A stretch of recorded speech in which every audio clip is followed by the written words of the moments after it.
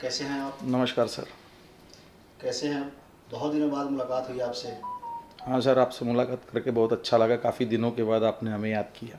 अच्छा अमित जी, कुछ हम क्रिप्टो करेंसी के बारे में बात करना चाहेंगे। क्रिप्टो का इतना रेट गिरने का मुख्य कारण क्या है? सर, सबसे पहले तो किसी चीज़ के लिए कारण नहीं होता है, कारण हम खुद होते हैं।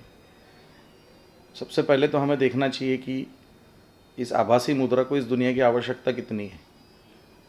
अब लोगों का खरीदने का चलन और बेचने का चलन अगर इसका स्तर समानांतर रहा तो शायद उसको बचाया जा सकता है, लेकिन इसके पीछे के प्रमुख कारण होते हैं एकजुटता, समानांतरता और सभी देशों की प्राथमिकता।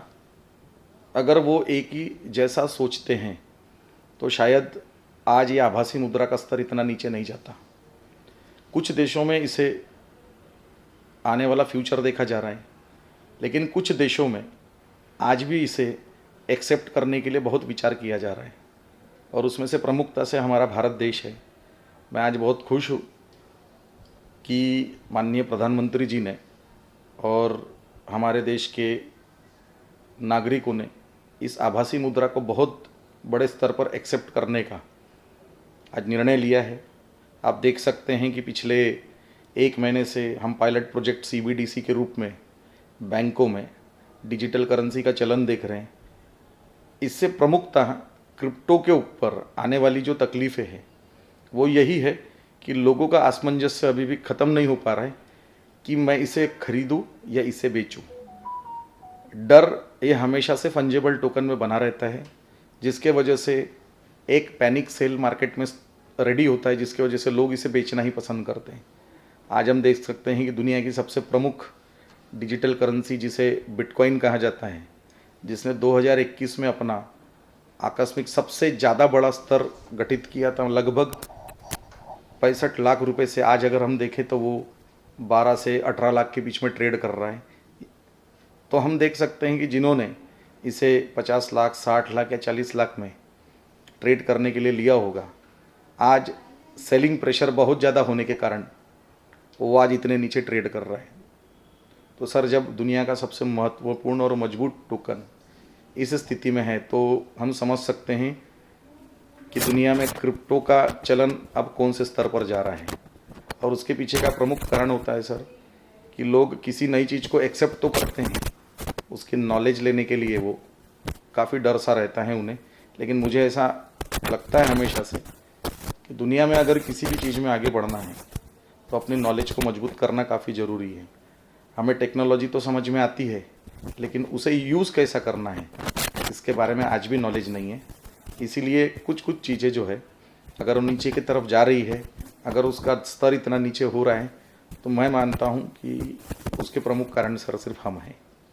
इससे उभरने के माध्यम क्या है जिससे लोग निकल पाए? सबसे पहले तो सर क्या है कि टेक्नोलॉजी को हम कितना समझ पाते हैं, उसके पीछे हमारा नॉलेज क्या है और हमारी संगत कैसे लोगों से है, जिसके वजह से हम अपने आप को टेक्नोलॉजी में मजबूत बनाने की कोशिश करते हैं। क्या आवश्यकता पड़ी हमारे भारत देश को आज टेक्नोलॉजी के साथ जाने की? अगर हमको मजबूत होना है और अगर हमारी मजबूती नॉलेज के साथ आगे नहीं बढ़ेगी सर, तो हम एजुकेशन लेकर भी कुछ फ़ायदा नहीं रख सकते। आज मैं देखना चाहता हूँ कि कौन सा ऐसा काम है जिसके वजह से लोग दुनिया अपने साथ साथ अपनी पर्सनैलिटी को भी आगे बढ़ा सकते हैं। तो सिर्फ टेक्नोलॉजी एक ऐसा स्तर है सर जहाँ हमें आगे बढ़ने का प्रमुख मौका मिलता है। अभी हमने देखा कि लगभग 2009 से क्रिप्टो करेंसी नाम की चीज़ ने इस दुनिया में पैर रखा, और इसके पीछे सबसे बड़ी मजबूती होती है जिस पर लोग विश्वास करते हैं, उसे ब्लॉकचेन टेक्नोलॉजी कहते हैं। लेकिन 2009 से लेके तो 2020 तक, जब तक हमारे देश में कोरोना नहीं आया, आप देख सकते हैं कि कॉइन मार्केट कैप के ऊपर में मात्र 10 से 11 हज़ार क्रिप्टो करेंसीज थी जो लीगल वे में लोगों को सेवा देती थी। लेकिन जब से कोरोना हमारे देश में ख़त्म हो चुका है, हम देख रहे हैं सर कि लगभग लीगल क्रिप्टो करेंसीज में 23 से 24 हज़ार क्रिप्टो करेंसीज आज मार्केट में आ चुकी है। तो लोगों ने इसके तरफ अपना रुझान बहुत बड़े स्तर पे किया और आगे भी करना ही चाहिए, क्योंकि परिस्थितियां तो ऊपर नीचे आएगी ही, लेकिन अपनी मजबूती एसेट्स के रूप में बनाने के लिए शायद ब्लॉकचेन टेक्नोलॉजी, और ब्लॉकचेन टेक्नोलॉजी के ऊपर अभी एक नई चीज़ जो पिछले कई दिनों से हमें सुनने मिल रही है, NFT, जिसे हम नॉन फंजेबल टोकन कहते हैं, इसके माध्यम से भी हम अपना आने वाला एसेट्स मजबूती से बना सकते हैं। और मैं युवाओं से भी ये अपेक्षा रखूँगा और आने वाले हमारे भारतीय सभी मित्रगणों से और देशवासियों से यही बात रखना चाहूँगा कि ब्लॉकचेन टेक्नोलॉजी इस दुनिया की सबसे मजबूत टेक्नोलॉजी है।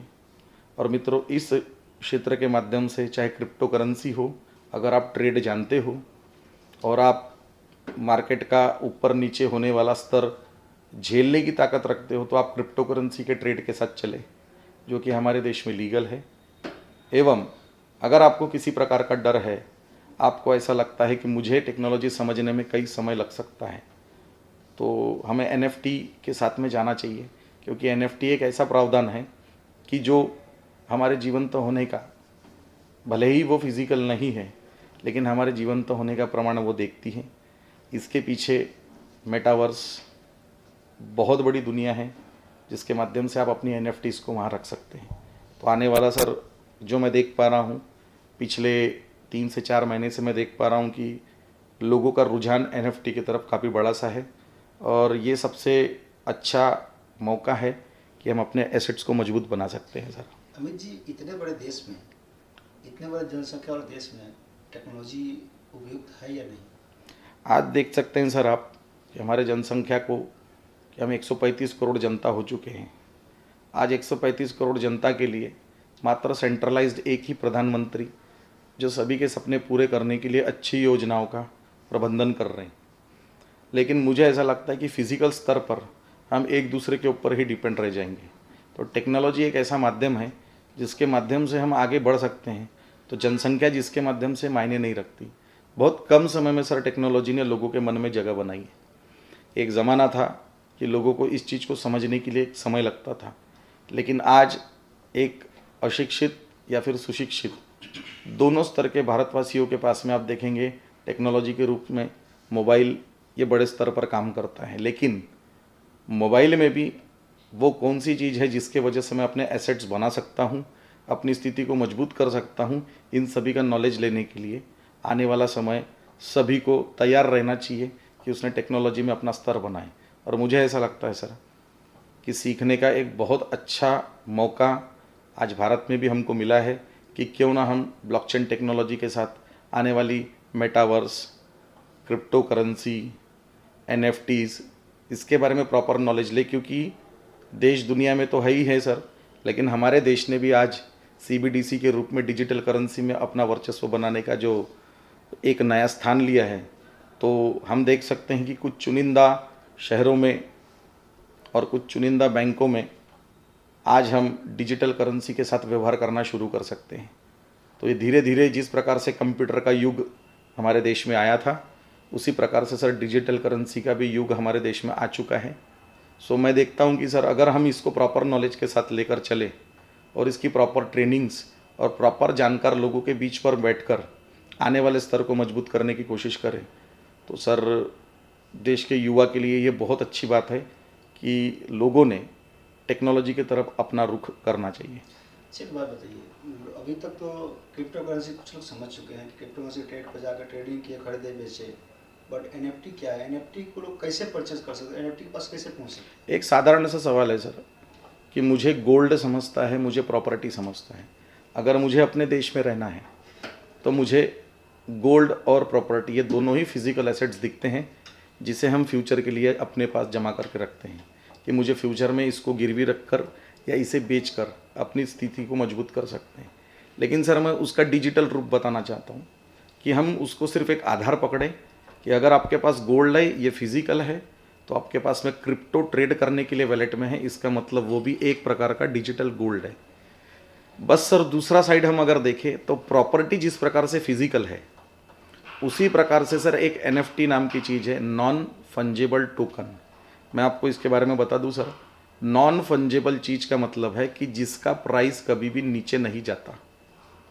जिस स्तर पर आपने इस चीज़ को लिया है बस वही उसके ऊपर ही इसका खरीदार मिलेगा। जिसका मैं आपको एक छोटा सा उदाहरण दे सकता हूं सर, कि जैसे आपके पास 500 की नोट है और मेरे पास 500 की नोट है, अगर मैंने अपने नोट के ऊपर में साइन किया तो कल आप अगर मुझे बोलते हैं कि अमित जी मुझे आपके पास की 500 की नोट दीजिए, तब मैं आपको बोलूँगा कि नहीं सर, आप मेरी 500 की नोट को 5000 में खरीदिए, क्योंकि अभी ये यूनिक हो चुकी है। अगर कोई भी चीज़ यूनिक है मतलब वो आज आपके अपने माध्यम से बनाई हुई स्थिति में आती है। तो जैसे ही आपने ये चीज़ मुझसे 5000 में परचेस की, तो आपके और मेरे बीच के व्यवहार को हम ब्लॉकचेन पर देख सकते हैं, और ये चीज़ अब मेरे पास से हटकर आपके नाम पे चढ़ गई, और जब ये आपके नाम पे चढ़ गई तो अब आपका अधिकार बनता है कि आपको उसे मार्केट में कितने रुपए में बेचना है, कितने में नहीं, क्योंकि वो आपकी अपनी प्रॉपर्टी है। तो आप देख सकते हैं कि अगर मैंने 500 की नोट को आपको 5000 रुपये में बेचा हूँ, तो आप उसे कितने भी रुपए में बेच सकते, ब्लॉकचेन के ऊपर में उसका खरीदार यानी मार्केट प्लेस में उसका खरीदार होना जरूरी है।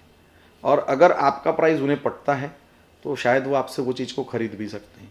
मार्केट के कई ऐसे हम उदाहरण ले सकते हैं कि द सैंडबॉक्स, डिसेंट्रालैंड और ऐसे कई प्लेटफॉर्म्स हैं।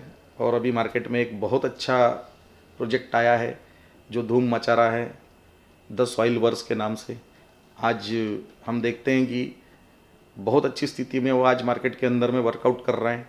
मैं चाहूँगा कि लोगों ने द सॉइल वर्स नाम के प्रोजेक्ट के साथ जाके उसके महत्वपूर्ण परिस्थितियों को देखना चाहिए और अपना फ्यूचर बनाना चाहिए। तो NFT ये मात्र और मात्र सिर्फ टोकनों से ही खरीदी जा सकती है, और आपके पास में पर्याप्त कॉइन मार्केट कैप पर लिस्टेड लीगल टोकन होना आवश्यक है, जिसके माध्यम से आप इथेरियम की ब्लॉकचेन पे या बाइनेंस की ब्लॉकचेन पे जाकर इसको सर खरीद सकते हैं, और ख़रीदने के बाद आप अपने खुद के प्राइस पर इसको बेचने का एक मज़ा ले सकते हैं। सर 2 प्रकार की NFTs होती है, एक होती है कॉन्ट्रैक्ट NFT और एक होती है कोडेड NFT। कॉन्ट्रैक्ट NFT वो होती है जो आप अपना खुद का बनाते हैं और अपने प्राइस में बेचते हैं, और कोडेड NFT वो होती है जो आप अपना खुद का तो खरीदते हैं लेकिन बेचने की अगर परिस्थिति नहीं आई तो उसको किराए पर दे देते हैं, जिसके वजह से आपको उसका हर महीने का स्टेकिंग रिवॉर्ड मिलता है। तो सर आने वाला समय NFTs के लिए बहुत अच्छा है, और मार्केट में लगभग आज 10 से 15 प्रोजेक्ट्स ऐसे हैं जो 2020 से NFTs में अपना काम कर रहे हैं।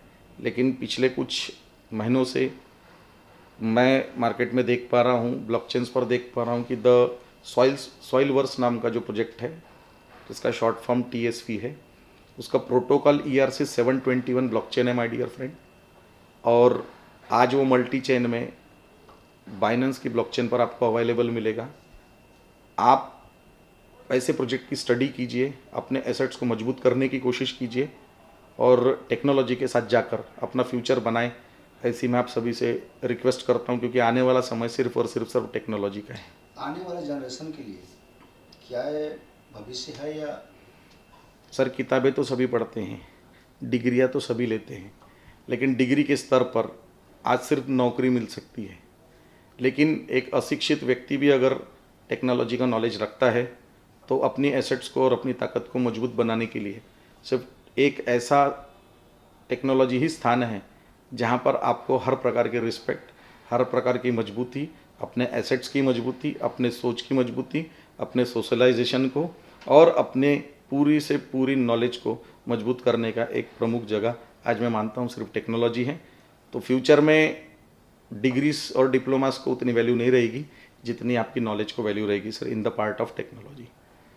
तो मैं चाहूँगा कि लोगों ने बढ़ चढ़ कर NFT के तरफ ध्यान दें, मेटावर्स के बारे में जानकारी रखें और टेक्नोलॉजी के साथ सर जुड़े रहें। बहुत बहुत धन्यवाद। Thank you very much sir, thank you.